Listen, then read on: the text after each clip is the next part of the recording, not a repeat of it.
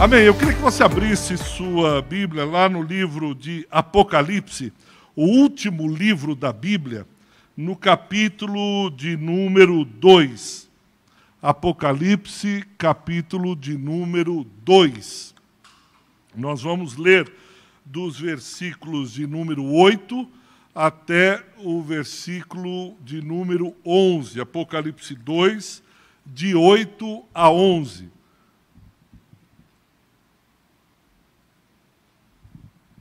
Apocalipse 2, versículos de 8 a 11.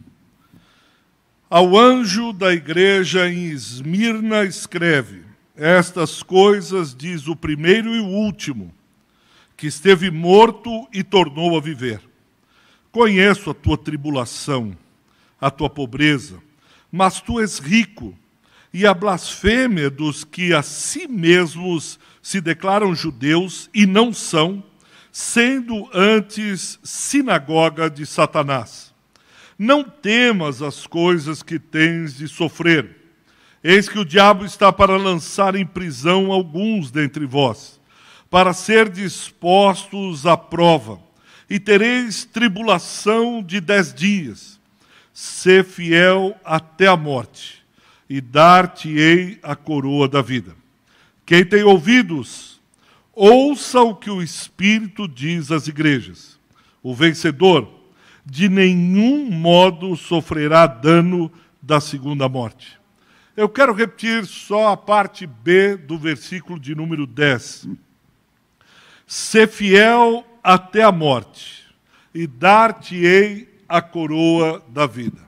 Sê fiel até a morte, e dar-te-ei a coroa da vida. Podemos orar mais uma vez? Vamos pedir a Deus que nos ajude, que nos possamos estar abertos para ouvir aquilo que o Espírito diz à igreja nessa manhã. Vamos orar? Pai, nós rogamos a ajuda do Espírito Santo de Deus, sem o qual nada podemos fazer. Como disse o Mestre Jesus, sem mim nada podeis fazer. Por isso nós rogamos que o Senhor nos ajude a compreender aquilo que o Espírito quer dizer à tua igreja. Tanto aqueles que estão aqui presencialmente, quanto aqueles que estão nos assistindo através da internet. Que o Senhor nos ajude e que possamos, ao ouvir o Espírito, obedecê-lo. Porque quem ama a Jesus, obedece os seus mandamentos. E nós queremos ser contados entre os que obedecem. Que o Senhor nos ajude. Em nome de Jesus. Amém. Amém. Cada geração traz os seus desafios. Cada momento da história ela vai trazer um desafio à sociedade, assim como à igreja. Nós não podemos viver ou dar respostas às quais o momento, a geração não pede, não interroga, não questiona. Por exemplo, não adianta eu querer responder como eu vou enviar um telegrama lá para a Inglaterra, porque isso não é mais problema. Isso não faz mais sentido nenhum. Alguém vai perguntar, o que é que o senhor quer? Eu quero enviar uma carta ou um telegrama para a Inglaterra. Ele diz, mas isso não tem nada a ver. Não, manda um WhatsApp, manda um e-mail, se o senhor é mais antigo, mas carta, telegrama, telégrafo, não se responde mais, não se pergunta mais. Ou coisas mais sérias. Como, por exemplo, a geração de 1914 a 1918, que enfrentou uma das guerras mais cruentas da história da humanidade. Abalou a Europa. Aquela geração, aquele momento, a igreja precisava, por exemplo, na França, a Catedral de Notre-Dame, precisou tirar todos os vitrais e protegê-los, porque a poderosa aviação alemã bombardeava. e começou a destruir os monumentos, as igrejas. Hoje ninguém está preocupado se uma bomba, a V2, a poderosa bomba alemã da época, irá destruir a Manaim. Pessoal, fiquem nas suas casas quando ouvirem a sirene. Não faz mais sentido. Mas a igreja precisou responder, precisou esconder judeus, precisou pensar como ela articularia em meio à guerra. Ou mesmo a Segunda Grande Guerra de 39 a 45. Novamente, Japão, Itália, Alemanha se levantam contra os aliados. Há embate. O Brasil precisou enviar a Força Expedicionária Brasileira, os seus famosos pracinhas, para combaterem na Itália. Foram famílias que deram os seus soldados. Os pais foram para a guerra, os jovens foram para a guerra. A igreja ficava escutando no rádio Galena. Era um rádio primitivo, punha o fio na terra e ficava tentando ouvir as notícias. Ou através do repórter Esso, aquele momento ali estava pedindo, requerendo algo da igreja. E a sociedade, a geração e a igreja sofreu. Doeu de uma determinada maneira. Foi específico o sofrimento. Mas toda a história da humanidade, todas as gerações, todos os tempos da igreja vão ter as suas dificuldades, os seus embates, as suas lutas. Nós estamos há 2 anos frente a uma pandemia, por isso chama pandemia, de nível mundial. Nunca tivemos, nem a gripe espanhola tomou dimensões que tomou agora a famosa Covid-19. E agora as suas variantes. É o nosso momento, é o nosso desafio. Fomos colocados nesse momento da história, temos que ler esse momento da história, temos que verificar e dar respostas. Ajuda, auxílio, ser o braço de Deus nesse momento. Ser a igreja do Senhor plantada na terra, acolhendo, transmitindo paz, falando acerca de uma vida eterna, falando de uma outra vida, falando acerca dos sofrimentos presentes. É lamentável quando, diante dos embates, das dificuldades, das lutas, das batalhas e dos desafios do momento, a tendência, muitas vezes, é fugirmos. A tendência é o famoso, não é comigo. A tendência é nos fecharmos, nos encavernarmos, ostracizarmos, irmos para os nossos cantinhos e ficarmos lá e dizer, a guerra é lá fora, vamos nos proteger e ficarmos aqui. Ou fugirmos da realidade, irmos para o mundo da fantasia. Mas Deus os chamou exatamente para essa hora. Deus os chamou para olhar para esse momento.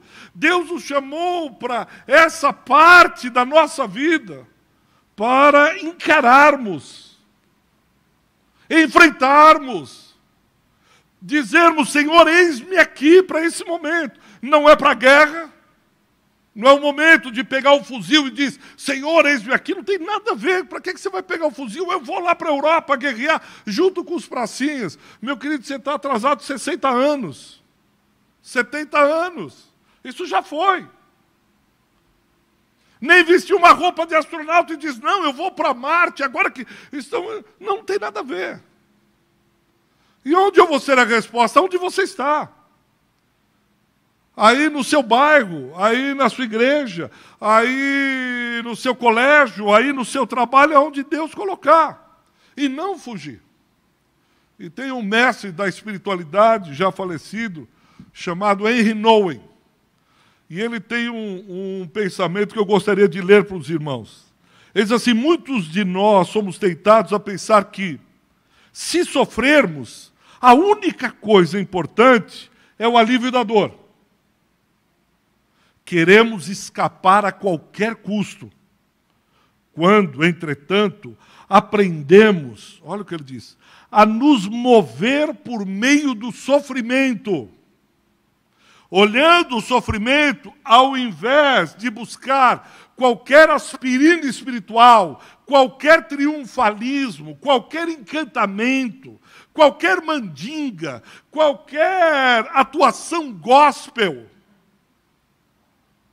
nós temos que aprender como igreja a nos movermos no meio do sofrimento, em lugar de tentar evitá-lo. Passamos a aceitá-lo de modo diferente. Passamos a estar dispostos a deixar que Ele nos ensine. Passamos até mesmo a perceber como Deus pode usá-lo. O sofrimento deixa de ser um aborrecimento ou maldição de que temos de fugir sem poupar esforços, para tornar-se um caminho para uma realização mais profunda. Em suma, ele diz, ao invés de você, quando chegar o sofrimento, buscar, como diria o leão da montanha, sair da direita, onde está o atalho para que eu possa aliviar essa dor, eu olhar para esse sofrimento e adentrar no meio dele e aprender a permitir que Deus me ensine acerca do que está acontecendo no momento, acerca do vale que eu estou atravessando na minha vida. Não vou buscar a saída primeira. Não vou buscar uma aspirina espiritual para me arrancar dessa dor. Mas eu quero aprender com esses desafios, com esses sofrimentos ligados, amalgamados à minha geração. É isso que ele diz. O exemplo clássico é José, a partir de Gênesis 37. Quando ele é um irmão amado, querido entre os irmãos, e vocês conhecem bem a história. Mas em Gênesis 50, quando ele já está com a vida no lugar que Deus o colocou de honra, abaixo de Faraó, os seus irmãos vêm temerosos e dizem, agora ele vai nos matar, agora o que vai acontecer? E ele tem uma frase que para mim é uma frase que reúne tudo aquilo que Deus tem para compartilhar no meio do sofrimento. Ele disse assim, Deus me colocou aqui nesse lugar de destaque, Deus permitiu todo esse sofrimento, Deus permitiu a traição, Deus permitiu a venda, Deus permitiu o engano, Deus permitiu a mentira, Deus permitiu esse vale extenso na minha vida, para que hoje eu estivesse aqui, para que a vida fosse preservada. Ele diz, vocês intentaram mal, vocês intentaram besteira a meu respeito, mas Deus me trouxe até aqui para que a vida fosse preservada. E a vida do povo de Deus é preservada através de toda essa história de José. É para isso, é por isso que acontece. Pastor, onde o senhor quer chegar? O que isso tem a ver com o texto? O apóstolo João está exilado na ilha de Patmos, sozinho. Todos os discípulos haviam morrido. Ele mesmo não morreu porque ele está exilado, sozinho numa ilha. E lá ele tem uma revelação. Lá Deus se aproxima dele por intermédio de Jesus Cristo e começa a dar a João aquilo que aconteceria no futuro. João está lá, talvez pensando, a história, Roma ganhou, estamos perseguidos, esse negócio não vai dar certo, e agora? Por que esse sofrimento? Por que isso tudo que nós estamos passando agora? E aí o Senhor Jesus o toca, ele cai, e Jesus diz, há alguma coisa aí que vai acontecer no futuro, mas não é o fim, não é o fim. João, o futuro está na minha mão. João, eu sou ainda Deus Todo-Poderoso, soberano. A história não fugiu do meu controle, eu não perdi o timão. Eu não perdi as rédeas da existência. Não, calma. Eu vou dizer o que vai acontecer no futuro. E ele endereça 7 cartas às igrejas da Ásia. Ele vai dizendo a essa igreja Laodiceia, a essa igreja de Esmirna, a essa igreja, ele vai dizendo a todas as igrejas o que acontecerá. E ele escreve a uma igreja chamada Esmirna, distante 130 quilômetros, se não me falha a memória, de Éfeso. Éfeso, a maior província daquela região, e depois vem Esmirna. E ele endereça a Esmirna a uma igreja que está sofrendo, que está diante de embates e desafios monstruosos. Qual é o recado que Jesus tem para a igreja que está passando por um vale profundo? O que Jesus, o anjo da igreja, tem a dizer a um povo, ao seu amado povo, que está numa situação de embate, de luta, de dificuldade?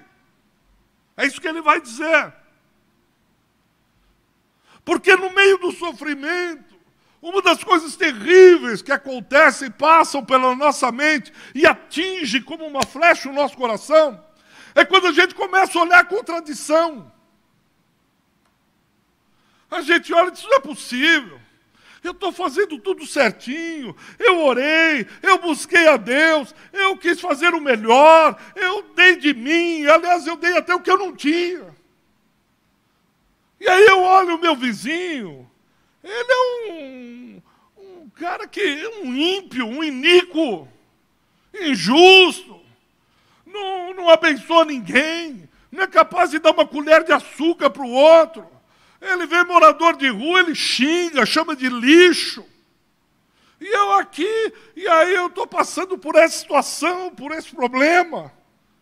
E aí a cabeça da gente começa a embaralhar. Meu Deus do céu, eu pago os meus impostos, eu trabalho honestamente. Aí a gente paga uma multidão de impostos, agora que eu cheguei num estágio da vida onde eu merecia o descanso, ou eu merecia receber da parte do Estado aquilo que eu investi. Eu fui no SUS, paguei um plano médico alto, e o que acontece é só desprezo, descaso. E aí essas dúvidas começam a surgir na minha e na sua cabeça. Porque se eu agir assim, eu recebo. Mas onde é que está essa coisa toda? E parece que Esmirna está passando por isso. É uma das igrejas que Jesus não tem nenhuma reprimenda, nenhuma exortação, nenhuma admoestação. Ele só diz assim, lá no versículo 9, conheço a tua tribulação, conheço a tua pobreza. E por que contradição? Porque de um lado a igreja pobre, essa igreja é muito pobre, ou tornou-se uma igreja muito pobre, extremamente fiel, mas pobre, enquanto Esmirna é uma cidade riquíssima. Os crentes passando intensa dificuldade, e os ímpios da cidade indo tudo bem. Se você quiser entender melhor essa contradição, leia o Salmo 73, Salmo de Asaf. Porque os ímpios prosperam. Asaf entra em crise com isso. Ele diz, até que eu entrei no altar. E aí ele começou a perceber a situação por uma outra perspectiva, da perspectiva dos céus, e não mais pelo viés da terra.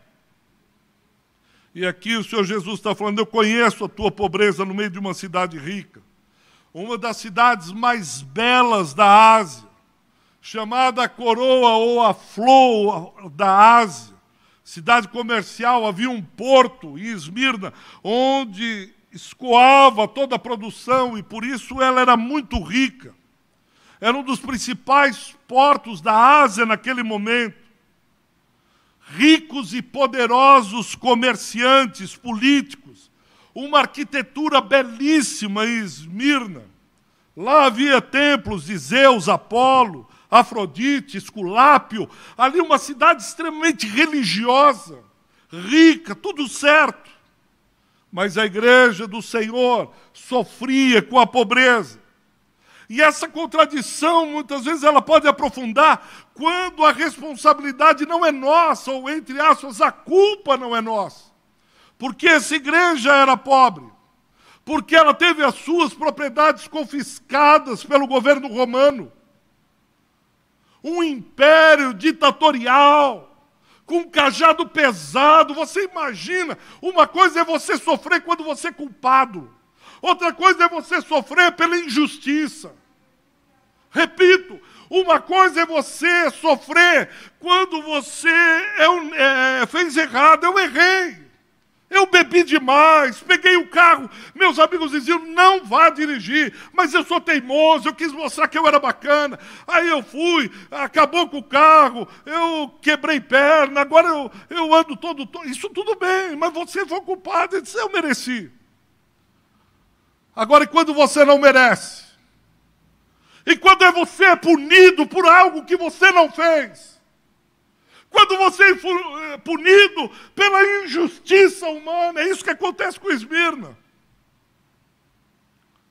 Há um livro, não sei se vocês conhecem, chamado Filomena de Fio. É uma irlandesa, alguns anos atrás, tem até o filme, assistam. Ela é jovem, 14, 15 anos, e engravida. A família, naquela época, não poderia deixar e manda ela na Irlanda para um convento. Muitas meninas foram enviadas para esse convento e morreram. Perderam o bebê e perderam a vida. Ela dá à luz a um menino. E ela é obrigada a trabalhar, ela não pode sair, ou ela paga 10 mil libras, ou ela trabalha por 4 anos. Ela não pode sair. Por 1 hora ela pode ver o seu filho. Tem mais uma meia dúzia de moças na mesma situação. E uma moça começa a chorar e diz, porque ela sabia quando vinha um carro bonito, um carro chique, sabia que vinham adotar um dos filhos. E todos os dias elas trabalhavam, e quando chegavam na hora de ver os filhos, elas saíam correndo e abraçavam e beijavam, etc, etc. E Filomena sobe e vê o carro vindo e avisa as outras meninas, 14, 15 anos. Diz, o carro chique está chegando. Só que era para levar a filha da melhor amiga dela. Só que quando ela sobe na janela, para depois contar para sua amiga, estão levando o seu filho, junto com a menina. Ela corre desesperada, e aí a vida se desenrola. Até que por volta dos 80 anos ela decide ir atrás do seu filho e conhece um jornalista, e o jornalista diz, vou escrever a sua história. Ela diz, vamos atrás da história do meu filho. E a única pergunta de Filomena era, ele se lembra de mim ou não? Alguma vez ele perguntou de mim? Alguma vez ele fez menção da Irlanda? E ela vai para o jornalista e diz, eu só quero saber isso. E o jornalista é um ateu, e quando começa a saber da história e vê o que a igreja fez, aquelas irmãs no convento fizeram, e o tempo todo ela diz, não, mas elas foram boas comigo, elas me prejudicaram, mas foram boas, mas assim foram. E ele, não, você precisa denunciar, e depois isso vai ser denunciado, outras mães vão procurar os seus filhos. Isso depois vem no noticiário, alguns anos atrás, não sei quem lembra. Mas ela foi injustiçada, venderam o filho dela. Ela disse, espera mais 4 anos e eu vou cuidar do meu filho. E essa mulher diz, todos os dias eu peço a Deus pela vida do meu filho. Eu fico pensando como ele cresceu. Será que ele foi jogado na rua? Será que ele se tornou um alcoólatra? Ele se tornou um grande empresário? O meu filho, isso encharca a mente dela. E a única coisa que vem é injustiça. Por que tiraram o meu filho de mim? O jornalista se revolta. Isso está acontecendo em Esmirna. Talvez acontecendo com você em alguma situação, ou você já passou por isso. Por quê? Eles são pobres porque confiscaram a propriedade deles, simplesmente porque eles eram crentes. Eram pobres porque haviam bandos hostis de saqueadores. E a polícia não fazia nada. Entravam na casa dos cristãos, saqueavam os seus bens e não davam em nada. Para que eles trabalhassem havia um ambiente hostil. Eles eram agredidos, perseguidos pelas classes mais poderosas, perseguiam os cristãos. Eram pobres porque eles não se corrompiam. Quando eles se convertiam como cristãos, aí vinha lá a caixinha por aqui, solta o dinheiro para lá, e os cristãos diziam, não, nós não fazemos. Bom, se eu não fizer isso, fica difícil progredir em Esmirna. Ele disse, mas eu não posso fazer isso, eu não posso corromper, eu sou cristão. Bem, então, se contente, seja feliz na pobreza. Aqui você não tem espaço. Aqui você não tem lugar. Aqui, se você não fizer o jogo da cidade, está vendo o pessoal prosperando? Aqui não. Aqui ou você entra no jogo, ou viva na sua pobreza, seja empregado de alguém. Jesus está falando, eu conheço a tua tribulação, essa opressão. Eu conheço essa pobreza que vem da desigualdade humana, da injustiça humana. Eu conheço o que você está passando, fique tranquilo. Isso não está passando em branco. É como se Jesus, o Espírito, dissesse à igreja, eu sei o que você está passando. Eu sei o que aprontaram para você. Eu conheço a tua opressão, eu conheço a tua luta. Eu sei a dureza, eu sei o vitupério, eu sei a dor, eu escuto o choro, eu ouço o teu lamento. Fique tranquilo, calma, porque eu conheço. Isso não é o fim.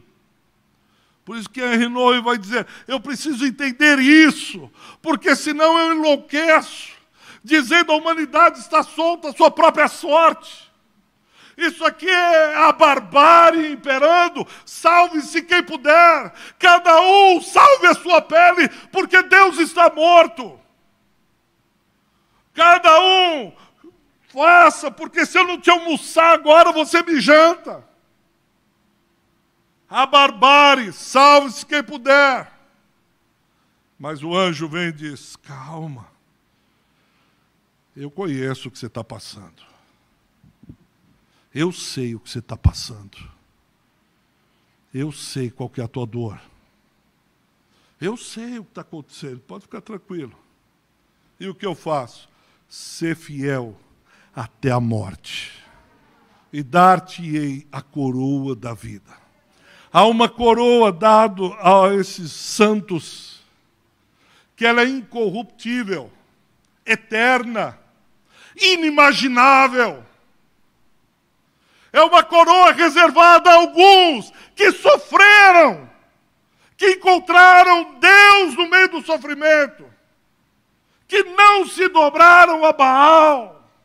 E essa está reservada a eles, aos santos. E nesse ambiente contraditório, a disputa da fidelidade, ela se aprofunda. Presta atenção nisso. No ambiente da tribulação, do horror, do espanto, do desafio da geração, a disputa por fidelidade se acirra, se aprofunda. Começam a querer disputar a nossa fidelidade. Por quê? Esmirna é fiel a Roma antes mesmo de Roma ser um grande império. Esmirna vendeu a sua lealdade, o seu compromisso ao império da sua época. Ela disse, junte-se aos grandes. Eu vou entrar nesse navio. Quem é que manda agora? É Roma? Sou romano desde criança. A cidade se compromete. A cidade se vende. A cidade simplesmente se diz, o Roma está, quem é? Estados Unidos ou China? É China. Vendemos China, eu amo o chinês. Queria ter adotado um menino, um chinesinho, de tanto que eu gosto de vocês. Porque eles estão com o poder agora, eles estão com o mando. E se for os Estados Unidos, se for a França, quem for, eu estou dentro. Jesus diz, Eles estão disputando a tua fidelidade, a tua lealdade, o teu compromisso. Ser fiel até a morte, e dar-te-ei a coroa da vida. De uma só vez, 1.200 cristãos foram lançados no Monte Pagos. Era um monte que havia em Esmirna. 1.200 cristãos que disseram: a quem você é leal? A Roma? Ao Império? Ou você é leal ao teu Senhor Jesus Cristo? Os cristãos não tiveram dúvidas. Somos leais a Jesus de Nazaré. 1.200 foram. Numa segunda vez, foram 800 cristãos, de uma vez só, empurrados no Monte Pagos. Policarpo, um santo da época, um dos mártires da igreja, quando foram disputar a lealdade de Policarpo, diz: negue a Cristo. Negue a Cristo ou morra. Ele responde: sirvo a Cristo há 86 anos. Ele nunca me fez mal, só o bem. Então, como posso maldizer o Rei e Salvador? Os homens de Esmirna ficaram loucos com aquela resposta. Que é isso? Mande acender o fogo, que esse cabra vai para o holocausto. Vamos ver se ele é fiel mesmo a esse Deus. E quando acenderam, o amarraram, e disse: agora você vai entrar nesse fogo. Ele responde: tu me ameaças com o fogo que queima por 1 hora e depois um pouco se apaga. Mas tu és ignorante a respeito do fogo do juízo vindouro e do castigo eterno, reservado para os maus. Por que você está demorando para me pôr no fogo? Faz logo o que você quer fazer.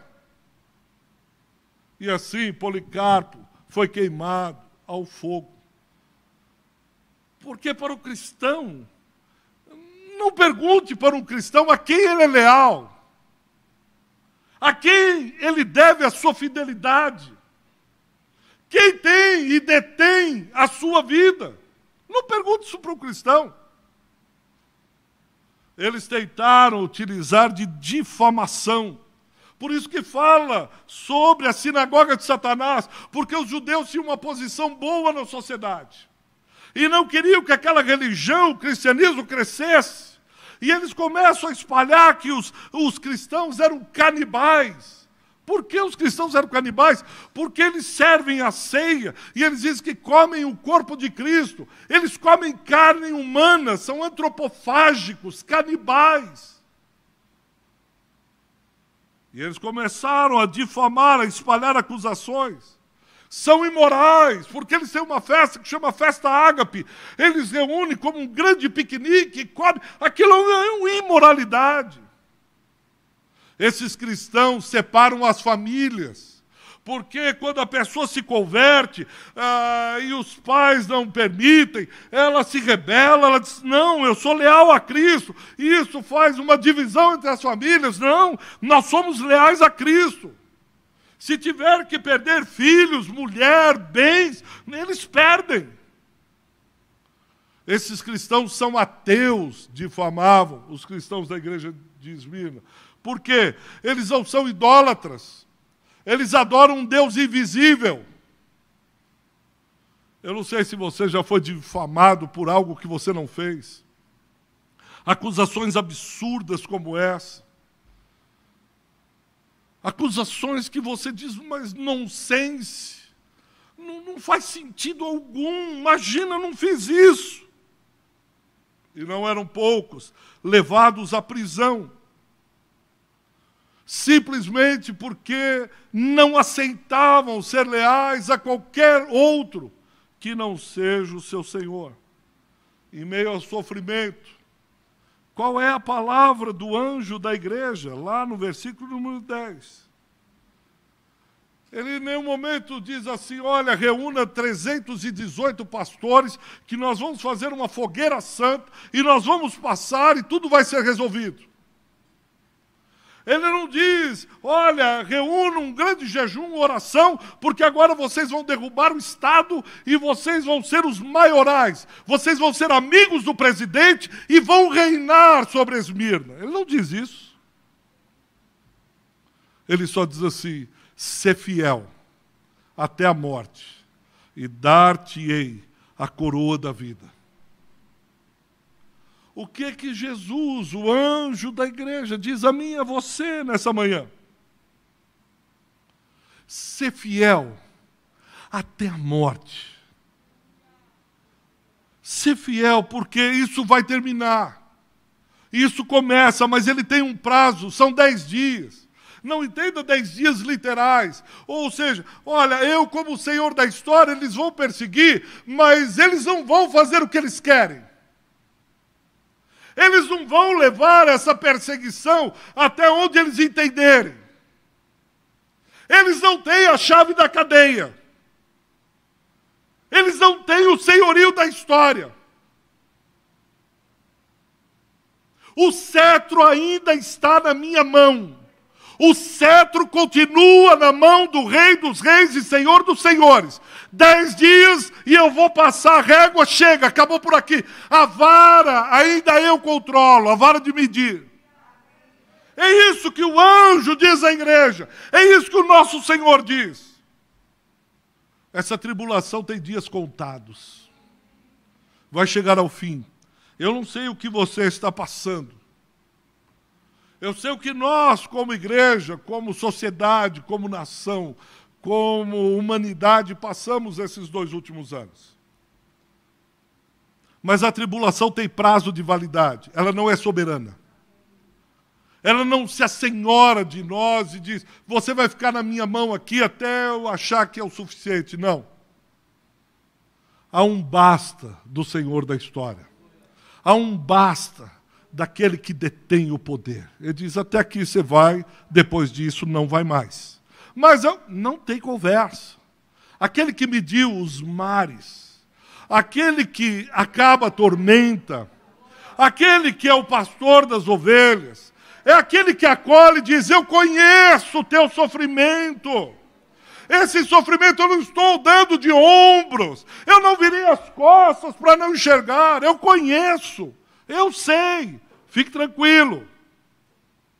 Porque de alguma maneira, isso será revertido em bem. A provação, o sofrimento, a luta, a tribulação, que está sobre os cuidados de Deus, sobre o olhar atento do nosso Senhor, tem prazo de validade. E de alguma maneira reverterá no benefício. Cantamos esse louvor.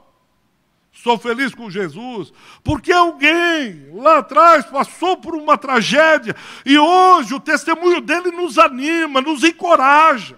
A igreja de Esmirna nos encoraja, nos anima. A sua vida, a maneira como você está passando a tribulação, será um testemunho vivo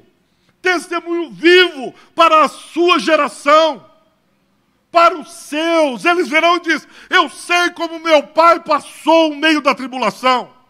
Os seus filhos se lembrarão de você e dizem, eu sei o que minha mãe sofreu e a maneira como ela sofreu.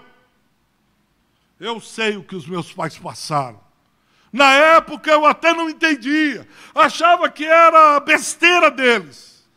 Mas hoje, quando eu lembro do meu pai e da minha mãe, eu choro. Porque eles foram valentes. São o meu testemunho do que é ser crente. Por isso, aguenta firme, porque lá na frente vai reverter.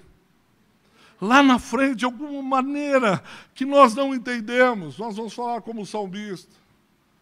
Foi bom ter passado por tribulação.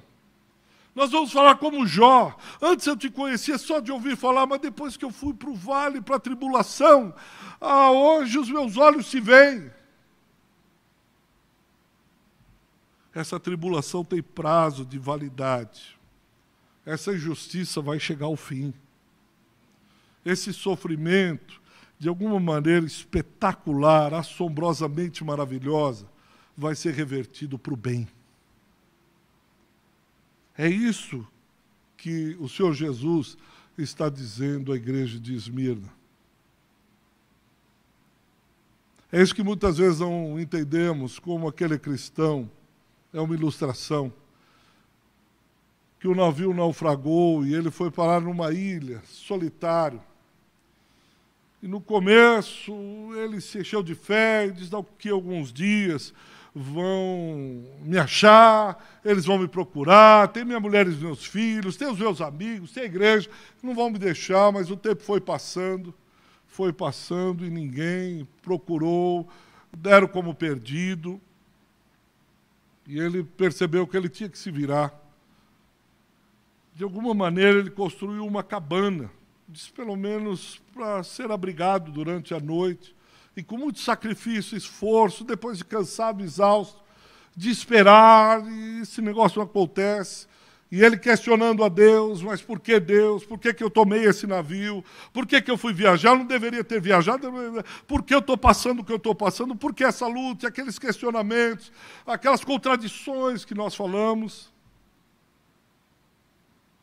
Até um dia que ele saiu para caçar e ele olha e vê que está saindo fogo, ele volta correndo.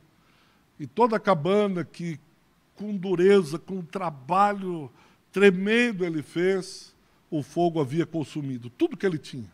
Tudo que ele tinha. E ele diz: que me resta mais? Algo semelhante ao que a mulher de Jó falou: amaldiçoa o teu Deus e morre, porque até a cabana Deus se tirou. E ele foi dormir num cantinho, cheio de dúvidas, de contradições, de questionamentos. Até que, no dia seguinte, bem cedo, ele é acordado pelo apito de um navio. E quando o navio chega, o salvo e aquela alegria, e ele pergunta para o capitão: mas como é que vocês me acharam? Depois de anos, vocês nunca me acharam, e agora? Eles disseram: nós vimos ontem o sinal de fumaça que você deu. E pelo sinal de fumaça nós conseguimos localizá-lo. Deus dá sinal de fumaças quando a gente nem percebe. A gente olha e diz: é a catástrofe iminente. Pronto, acabou tudo. E Deus diz: filho, eu estou avisando os irmãos para vir te socorrer. Como assim? Filho, eu estou utilizando a cabana que você fez para atrair o pessoal para te salvar. Para te tirar desse lugar. Para te levar a um outro lugar, para te dar um banho, te alimentar. Do que você está falando, filho? Nós não entendemos as coisas que acontecem. Mas ficamos só com uma palavra: ser fiel até a morte, e dar-te-ei a coroa da vida.